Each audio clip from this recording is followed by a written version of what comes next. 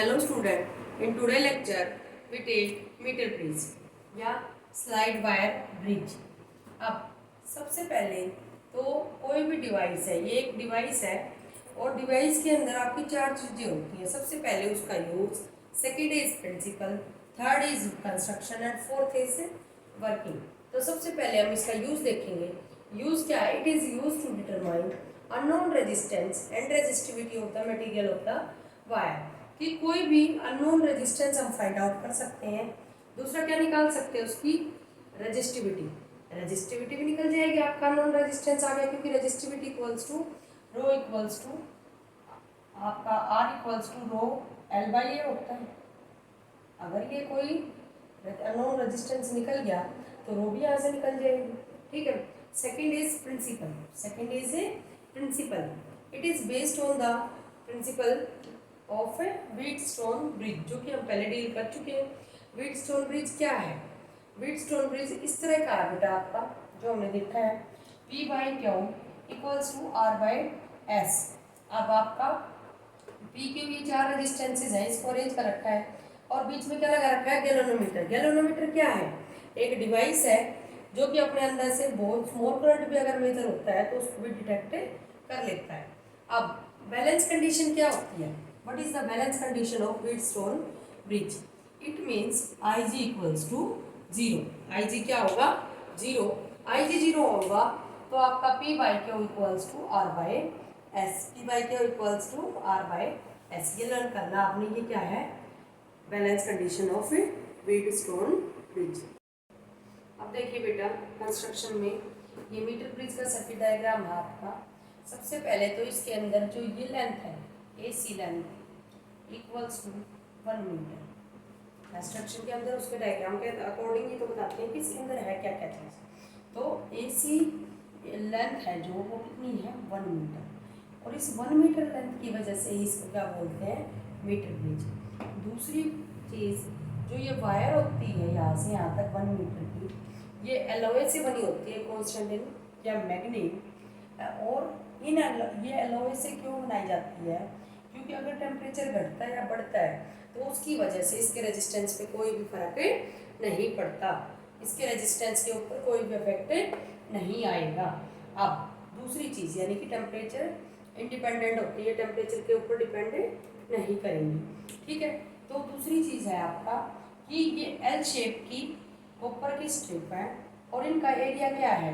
ज़्यादा है, और एरिया ज़्यादा होने की वजह से इनका रेजिस्टेंस क्या हो जाएगा?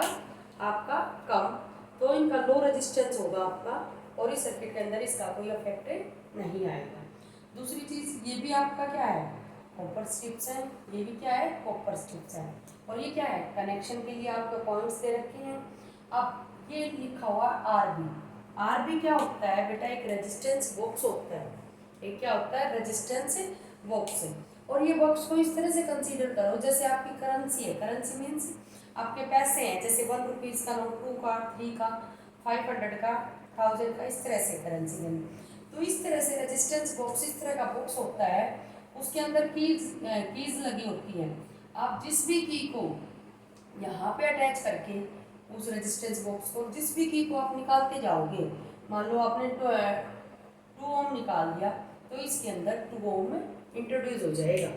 लेफ्ट गियर के अंदर क्या इंट्रोड्यूस हो जाएगा? 2 ओम इंट्रोड्यूस हो जाएगा। ठीक है। तो रेजिस्टेंस बॉक्स क्या है? जिससे हम रेजिस्टेंस प्रोवाइड करते हैं किसी भी सर्किट के अंदर। ठीक है। उसके बाद ये S क्या है? अननोन रेजिस्टेंस, और इधर वाले गैप में लगा हुआ है ये। ठीक है। अब यहाँ पे 3 पॉइंटर थे, 1 2 3, तो इधर इधर वाले में इस तरह से कनेक्शन कर दिए। बीच वाले में से ये कनेक्शन जाएगा और यहाँ से ये बाईपास होके जा रहा है। क्या? ये वायर बाईपास होगी। बाईपास मतलब कि इस नीचे वाली वायर से अटैच नहीं होगी। तो ये क्या है? ये फिर एक रेजिस्टेंस वायर रेजिस्टेंस बॉक्स लगा हुआ है, और ये लगा हुआ है गैल्वेनोमीटर। क्या लगा हुआ बेटा? गैल्वेनोमीटर। और गैल्वेनोमीटर क्या डिटेक्ट करता है? बहुत स्मॉल करंट भी होगा तो उसको मेजर कर लेगा। अब यहाँ से आपका क्या है? जॉकी को इसके ऊपर स्लाइड करवाते हैं हम, और जे क्या है आपका? जॉकी। जॉकी के साथ ये अटैच है। ठीक है। उसके बाद ये A पॉइंट आपका कोई सेल है EMF E, उसके साथ अटैच है, और पॉजिटिव टर्मिनल से ये ए पॉइंट अटैच है और नेगेटिव टर्मिनल से सी पॉइंट अटैच है। बीच में ये की है। की का क्या फंक्शन होता है, अगर हम प्रैक्टिकल कर रहे हैं, ये प्रैक्टिकल फॉर्म ही है किसकी, व्हीटस्टोन ब्रिज की। मीटर ब्रिज जो है ये व्हीटस्टोन ब्रिज की प्रैक्टिकल फॉर्म है। और जैसे हम अगर हम प्रैक्टिकल नहीं कर रहे, बीच में हम कैलकुलेशन करने लगे, तो ये की इसलिए लगाते हैं ताकि हम ऑन ऑफ कर सकें। ठीक है, अगर इसको क्लोज कर देते हैं तो हम रीडिंग लेने के लिए इसको क्लोज करेंगे, क्योंकि सर्किट का अंदर करंट फ्लो करवाना है। दूसरी चीज, अब यहाँ से पॉजिटिव टर्मिनल से करंट ऐसे एंटर करेगा और यहाँ से इस तरह से आपका डायरेक्शन होगी। ठीक है, तो कंस्ट्रक्शन क्लियर है आपको कि ये किस चीज़ से बनी हुई है सारी चीज़ें। उसके बाद working, after taking a suitable resistance from R B. R resistance मतलब value 2 ohm 3 ohm 4 ohm 5 ohm. Suitable मतलब कोई भी ले लो, किससे, आर बी से, रेजिस्टेंस बॉक्स से वो की निकाल लो, ओपन करनी है। The jockey is moved along the wire, और जॉकी को इस वायर के ऊपर इस तरह से मूव करवाएंगे, इस तरह से, बिल्कुल। तो उसकी वजह से इस गैल्वेनोमीटर के अंदर डिफ्लेक्शन शो करेगा आपका। ठीक है, और डिफ्लेक्शन को हमने क्या करना है, बैलेंस कंडीशन के ऊपर लेके आना है। और बैलेंस कंडीशन पे कब आएगा बेटा, जब इस गैल्वेनोमीटर में आई जी की वैल्यू क्या हो जाएगी, जीरो। आई जी की वैल्यू क्या हो जाएगी, जीरो। अब आई जी को जीरो करना है, यानी कि आप इस पॉइंट पे अगर जॉकी को रखोगे ना, तो कुछ ना कुछ वैल्यू होगी। आप धीरे धीरे धीरे धीरे इस तरह से स्लाइड करवाओगे। ध्यान रखना है, बहुत ही हल्के से स्लाइड करवाना है। ज़्यादा टाइटली स्लाइड करवाओगे तो इस वायर का एरिया अफेक्ट कर जाएगा। इस वायर का एरिया अफेक्ट करने की वजह से इस वायर का रेजिस्टेंस अफेक्ट कर सकता है।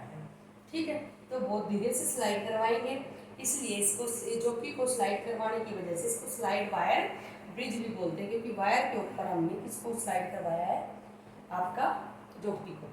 ठीक है, उसके बाद आप इस जे पॉइंट पे गए, इस पे बी पॉइंट पे गए, बी पॉइंट पे आपका आई जी की वैल्यू जीरो होगी।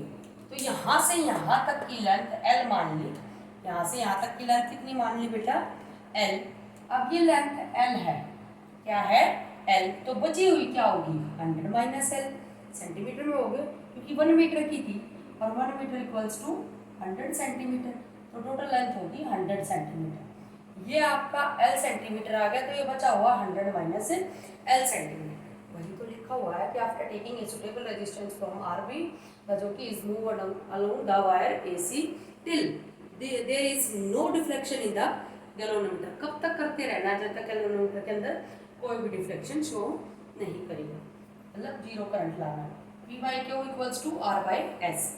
अब हमने किसको पी मानना है, ए से लेके बी तक का जो रेजिस्टेंस होगा उसको पी मानना है, और बी से लेके सी तक का जो रेजिस्टेंस होगा उसको क्यू मानना है। ठीक है, क्लियर है ये। अब रेजिस्टेंस आप जानते हो कि resistance is directly proportional to the length and inversely proportional to the area of the wire. ठीक है, अब एल लेंथ है और ए एरिया है, सेम मटेरियल है, इस पूरी वायर का क्या है, सेम मटेरियल है, तो रो की वैल्यू क्या होगी आपकी, सेम। तो R equals to rho L by same होगा, यानी कि एरिया भी सेम रहेगा और रो भी सेम रहेगा। तो आर किसके डायरेक्टली प्रोपोर्शनल हुआ, अगर ये दोनों कंडीशन ऑब्वे होती है तो R is directly proportional to only L, और ओनली एल के डायरेक्टली प्रोपोर्शनल तो बचेगा, क्योंकि एरिया भी सेम, क्योंकि हम इसको धीरे से स्लाइड करवा रहे हैं, हल्के से स्लाइड करवा रहे हैं, और आपका रजिस्टिविटी भी क्या है, सेम। तो P इक्वल्स टू एल और Q equals to 100 minus L. After that equation first से P की वैल्यू निकल गई, Q की निकल गई, डाल दो, वहाँ से डालोगे तो S इक्वल्स टू आपका क्या आ जाएगा, R 100 minus L upon L, और फॉर रजिस्टिविटी रो के लिए क्या आ जाएगा, rho equals to S A by L dash. Numerical is in a meter bridge, the null point is found at a distance 33.7 centimeter from A. Null point, balance point both are same, means Ig equals to 0. अब A point से जो ये point यहाँ पे लाई कर रहा है, ये कितनी डिस्टेंस में बेटा, 33.7 ठीक है। तो आपका R/S equals to this equals to कितना बढ़ गया, 33.7 और रिमेनिंग कितना बचेगा 66.3। तो R/S अपॉन ये रेजिस्टेंस इक्वल्स टू ये रेजिस्टेंस। ठीक है। तो आपका 33/7 ये आ गया है यहाँ पे, क्योंकि आपका फार्मूले में क्या होता है, R/S equals to L 100 - L। ठीक है। उसके बाद ये वैल्यू आ गई है। सेकेंड केस के लिए, ये फर्स्ट केस था, अब सेकेंड केस के लिए क्या कहता है कि if a resistance of 12 ohm is connected in parallel with S। ये 12 ओम का रेजिस्टेंस लिया और किसके साथ पैरेलल में लगा दिया, इसके साथ, यानी कि इसके साथ 12 ओम का रेजिस्टेंस पैरेलल में लगा दिया। पैरेलल में लगाने की वजह से आपका ये आएगा, कैसे आएगा, 1/S प्लस 1/12। इसको 16 आउट करोगे तो आपकी वैल्यू आ जाएगी और ये क्या हो जाएगा, S इक्विवेलेंट। ठीक है। तो सेकेंड केस के लिए ये आ जाएगा। अब R/S इक्विवेलेंट, तो बैलेंस पॉइंट कितना दे रहा है, नल पॉइंट कितने पे दे रहा है, 51.9। तो 51.9 100 - 51.9, तो ये वैल्यू आएगी आपकी। ठीक है। ये इक्वेशन सेकेंड बन गई। अब दोनों को डिवाइड कर दो, इक्वेशन 1 और 2 को क्या कर दो, डिवाइड करने के बाद हमारी ये वैल्यू आएगी। अब यहाँ से सोल्व करोगे तो S की वैल्यू आपकी आई 13.5 ओम। नाउ फ्रॉम वन इक्वेशन, इस इक्वेशन के अंदर अगर आप S की वैल्यू डाल दोगे तो we get 6.86 ohm. Thank you.